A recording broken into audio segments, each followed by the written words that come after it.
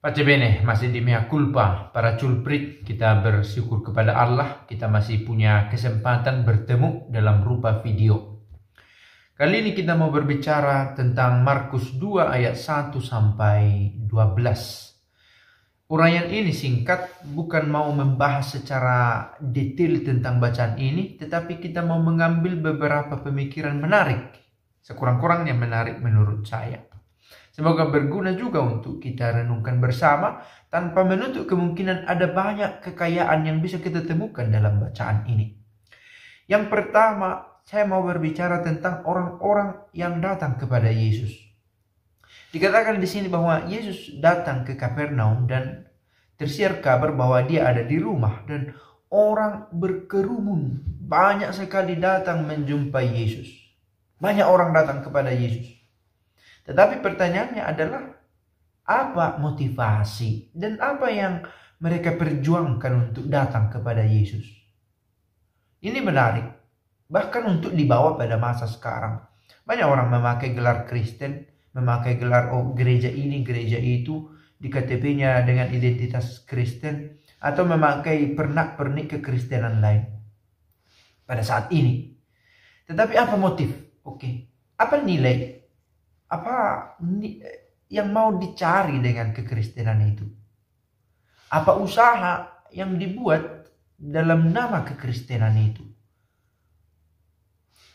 Apa kedalaman hubungan dengan Yesus? Ini berbeda-beda untuk setiap orang. Maka atribut-atribut bukan sebagai jaminan. Karena dikatakan di sini banyak orang yang berkerumun menjumpai Yesus sampai bersempit-sempitan. Ada nanti buktinya mengapa sempit. Buktinya adalah bahwa ada orang yang ingin membawa orang sakit, orang lumpuh kepada Yesus. Nah, berbicara tentang ini, kita akhirnya berbicara tentang tipe-tipe orang yang berkerumun ini. Ada yang hanya menjadi peramai, yang menambah bilangan saja, hanya sekedar ingin tahu lalu pergi, atau sekedar memenuhi hasrat untuk mengenal siapa yang dibicarakan orang-orang itu begitu, tentang Yesus. Nah, dia ikut dalam salah satu kerumunan ini, tetapi dunafnya tidak mengambil peran yang mendalam dari pihaknya. Tidak ada keinginan lebih dari sekedar ingin berkerumun. Ada saja. Nah, salah satu bagian tipe dari orang yang berkerumun ini adalah ada orang-orang datang membawa kepadanya seorang lumpuh, digotong oleh 4 orang. 4 orang ini salah satu kelompok dari kerumunan itu, membawa orang lumpuh kepada Yesus. Lihatlah, mereka tidak hanya memikirkan dirinya. Tidak hanya memikirkan dirinya. Berbahagialah orang yang memiliki iman begini. Memberikan perhatian, masih mengingat, masih menyempatkan diri untuk membawa orang lain kepada Yesus supaya sembuh. Saya pikir ini sebuah teladan. Kita berbicara tentang apa yang orang beriman tunjukkan dalam bacaan ini.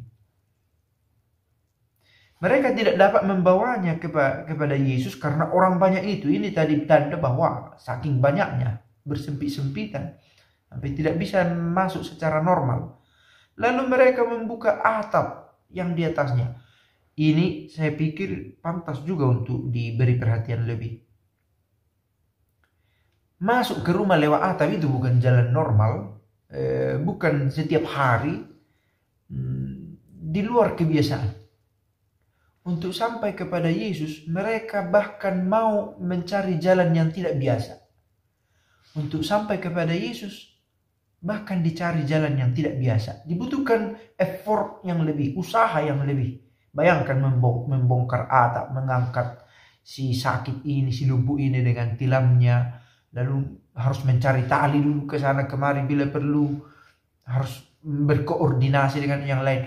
Mau mengatakan bahwa dibutuhkan usaha ekstra untuk sampai kepada Yesus dan mereka mau melakukan itu. Nah, di antara kita juga bisa kita temukan orang-orang begini. Ini satu hal menarik bahwa orang mau menempuh jalan yang tidak biasa, yang sulit, yang membutuhkan effort lebih untuk sampai kepada Yesus. Nah, kalau kita harus menarik ini menjadi sebuah refleksi bagi kita, apa effort lebih yang saya telah buat untuk sampai kepada Yesus? Bahkan sampai kepada Yesus bukan hanya untuk kepentingan saya, untuk kepentingan orang lain. Satu bahan pemikiran menurut saya yang menarik untuk didalami. Lalu sesudah terbuka mereka menurunkan tilam tempat orang lumpuh itu berbaring. Nah, lihat, mereka tidak hanya memikirkan dirinya, tetapi orang lain yang sakit, yang membutuhkan, membawanya kepada Yesus. Dikatakan lagi di Markus 2 ayat 5, ketika Yesus melihat iman mereka. Bagian ini mengingatkan saya pada bagian lain dari bacaan dalam kitab suci. Allah melihat yang tersembunyi. Bukan hanya aksi harus naik ke atap, membongkar atap, membawa yang sakit itu ke atap, lalu menurunkannya. Tidak hanya yang tampak di mata itu, tetapi melihat iman mereka. Di balik usaha ekstra itu ada iman, dan Yesus melihat itu. Kita barangkali kesulitan melihat iman orang lain, karena yang bisa kita tangkap adalah apa yang ditangkap oleh indera. Mata, penciuman, peraban, segala macam. Maka bisa saja kita salah mengerti. Mengapa mereka harus sampai membongkar atap? Kasar sekali caranya. Kadang juga bisa begitu. Ada orang berdoa, cara berdoanya berlebihan menurut kita. Masa harus pakai puasa-puasa, sok kudus, atau kok postingannya tentang dua-dua terus, padahal kita tahu cara hidupnya. Nah, itulah tanggapan kita yang hanya melihat yang tampak. Yesus melihat iman mereka. Nah, kalau ada perbuatan yang menurut kita di luar jalan biasa yang kita lakukan karena iman, saya pikir bacaan ini mengingatkan kita untuk, mendorong kita untuk tetap melakukan itu. Meski tidak gampang ya, kita memikirkan judging, penghakiman dari orang-orang sekitar kita. Nanti saya dibilang sok kudus, nanti saya dibilang pura-pura baik, nanti saya dibilang pura-pura saleh. Tetapi Yesus melihat iman. Lalu berkatalah ia kepada orang lumpuh itu, hai anakku, dosamu sudah diampuni. Dosa si lumpuh ini diampuni. Padahal tidak dikatakan dia meminta sesuatu dari Yesus. Yang meminta adalah 4 orang tadi, membawanya kepada Yesus. Kalau begitu, pengampunan juga diberikan kepada orang yang kita bawa kepada Yesus. Nah, di antara orang yang duduk di situ ada juga ahli Taurat. Nah, itu tadi kerumunan yang banyak itu banyak jenisnya. Ada yang hanya sekedar peramai, ada yang memiliki effort lebih dari biasa untuk sampai kepada Yesus, dan ada ini golongan-golongan yang mencoba mencari celah di mana kurangnya. Dan sejarah mengulang dirinya, kata salah satu tulisan yang bijak itu. Ini juga tampak di era sekarang. Di antara kelompok gereja yang besar ini ada juga sekelompok orang yang berpikir-pikir, ini yang kurang, ini yang kurang. Sampai tidak melihat keindahan ini. Ada. Dan Yesus tahu dengan berkata, mengapa kamu berpikir begitu dalam hatimu? Tahu ketika para ahli Taurat itu berpikir, mengapa orang ini berkata begitu? Sembuhlah. Ia menghujat Allah. Dan mengapa ia berkata, dosamu diampuni? Bukankah itu pekerjaan dari Allah? Mengapa ia sanggup melakukan itu? Ada yang, dan ini sesuatu yang masuk akal, maka masuk akal juga bahwa pada masa sekarang ada juga yang silamenta, yang berkeluh kesah mengeluh tentang Kristus, tentang hidup, tentang banyak hal.